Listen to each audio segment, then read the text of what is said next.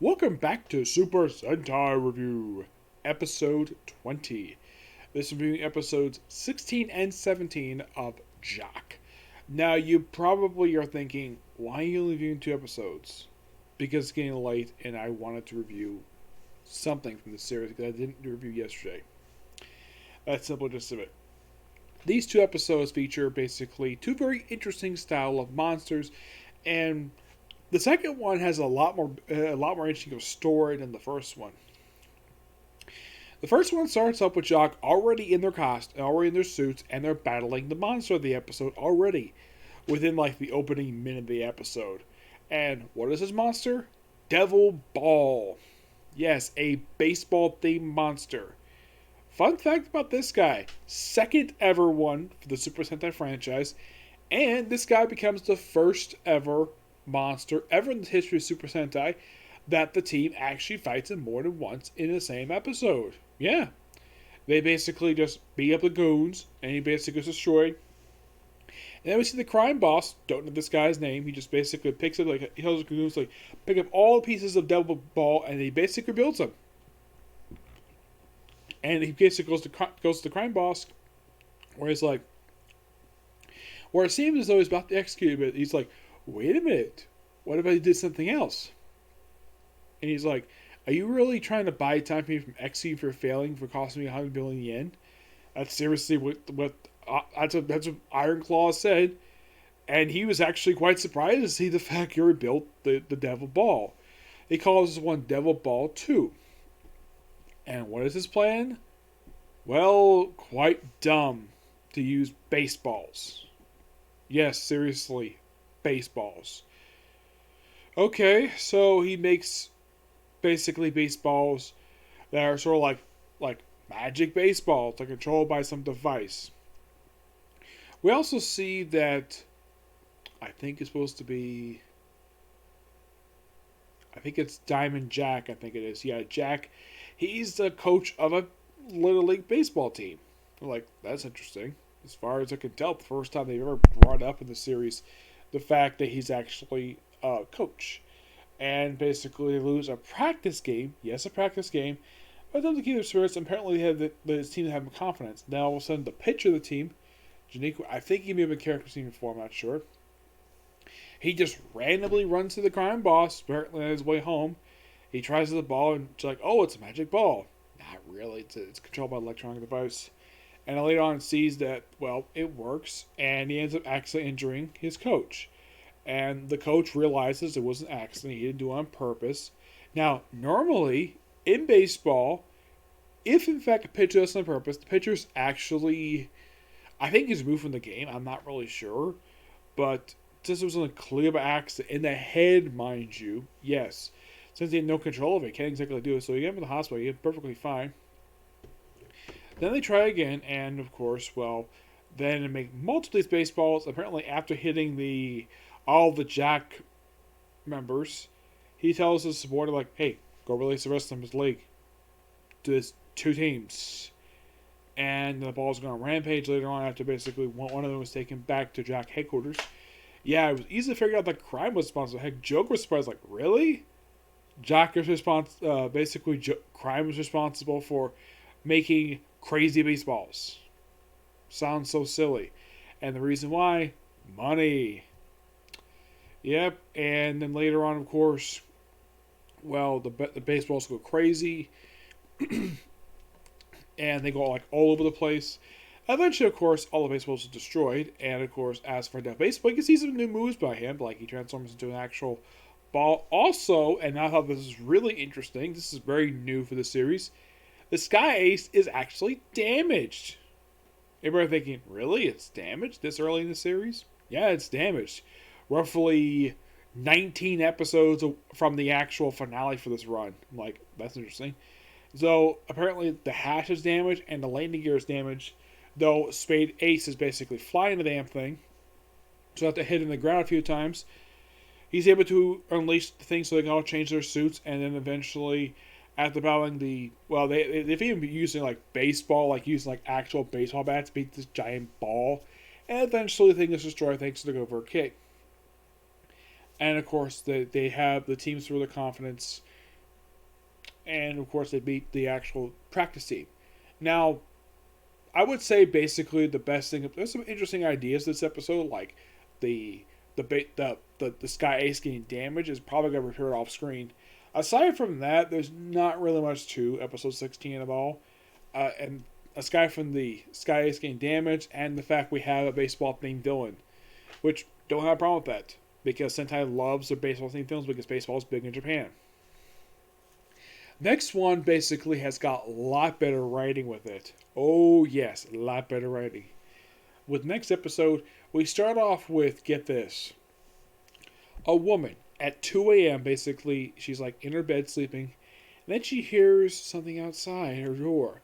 She goes outside, and apparently she sees her sister, which I found apparently she died a week prior of pneumonia, of all things. And like, how the heck is that possible? Then, of course, well, she runs out, nearly gets run over by Clover King. They get hospitalized, and then all of a sudden her uncle pops up out of nowhere. Yes, her uncle. And then basically her uncle lies to Clover King. Later, Clover King just talks to her. It feels to her, oh yeah, I remember Jack. You're like, really? Yeah, really. So, how does he do this? Well, prove it. Well, he lives on a boulder. That probably a lot of people can have probably. I'm sure it's probably a prop, or I'm sure it's probably hollow, but I'm sure in story basically shows the fact he's super strong. And apparently the uncle's got no problem with paying him around, despite the fact he didn't run around. And also we have a specter. We have apparently some earthquake happened in the house. We have the specter, and I can easily tell if this is one of the crime's monsters. Of course, they reveal over in a minute. So, claws marks, hole in the wall. Eventually, of course, there's that protector, and Joker goes on the field. Yes, as far as I can tell, this is the first time in a while. I would say first time in few episodes that Joker's got in the field, because he very rarely goes out in the field. And here's a surprise, not in this attire. Nope, he just basically cosplays as a golf player. And you have Karen following the uncle, and the uncle disappears thanks to the attack by the crime goons. They eventually, of course, show that, oh yeah, the uncle is a crime boss and working for Iron Claw. And he basically is using the assets to build, well, it's later he's building weapons for them in the basement of his house. For reasons. I'm not really sure why. Eventually, of course, they do find their way. Eventually, they discover a well, which apparently was abandoned for years. Knows as a child. Oh yeah, the uncle reveals that apparently that the house the area is built upon used to be execution grounds during the Edo period. Like, that's interesting. I would say that particular phrasing is kind of a play on Poltergeist, but the thing is, this episode came out roughly a few years before Poltergeist. You know, the whole thing built Indian burial ground type of thing. Though this came out a few years before that, I'm sure maybe they probably just made it up. It's just that I hear that, oh yeah, this house is built on some deadly ground. And the first thing I think is Poltergeist. Poltergeist came out in 1982. These episodes came out in 1979, roughly about 3 years before the film came out. So you cannot say that this episode ripped out Poltergeist because it came out 3 years prior to that. So there's that.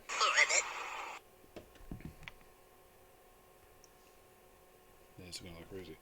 Anyways, so and then they go down to the well and discover that this particular special room underneath the house, this basement, is what's controlling all the crazy hauntings of the house. There's the curse just a fake for crime. And the uncle goes, oh yeah, I'm the one behind everything because I want to use the assets and hand him over to crime. The reason? Money. He wants their money. So he wants to get rid of them. So he wants to sell the house, which is apparently worth 10 billion yen. And he wants to give that money to crime. Whatever. And eventually, he's another guy. I should point out, I forgot to mention the scientist guy from episode 16. Yeah, he's accidentally killed by one of his own devices. This guy is apparently killed by debris of all things. Oh yeah, and apparently his nieces have got no problem with the fact that he got killed. Yeah, they show no remorse to the fact that he got killed. Oh yeah, by the way, we see return of the J.A.K.Q tank First time I think since like the early episodes that we see Return of the Jock tank, and it blasted its way. Also strong the weapons that are there, which are just miraculously there. The Young himself is killed, and eventually have a match with the actual devil of the episode. Devil. And I was saying it's like, really? Devil. We have a devil who's the devil. Whatever. And after a pretty brief battle, they actually do beat him. And everything is a hunky dory, and that's pretty much it. The only plot thread of this episode, they don't really wrap up, is that apparently the parents disappeared. Yeah, they apparently disappeared, and it's never revealed exactly what happened to them. They just disappeared, which that was kind of weird. And they did mention that the little girl, was the actual one just under hypnosis.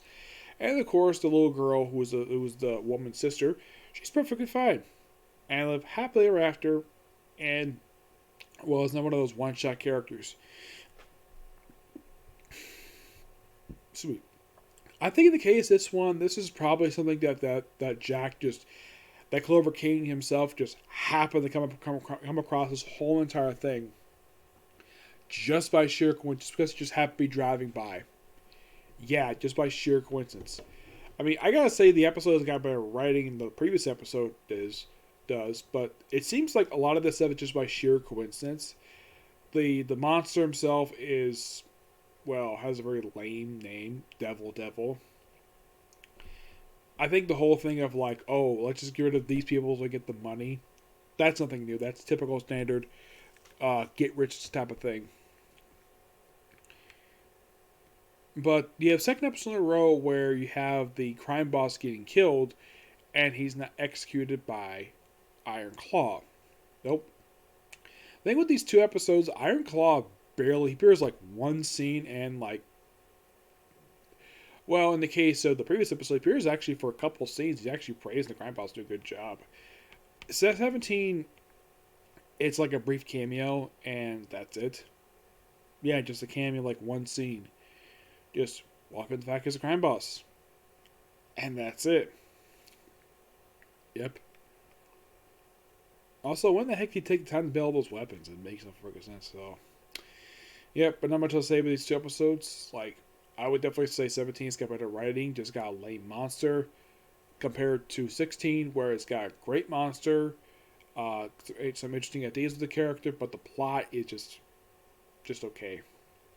Okay, so that's definitely it for video today. Stay tuned for tomorrow for probably about a couple more episodes of J.A.K.Q. Okay, so next video. Bye.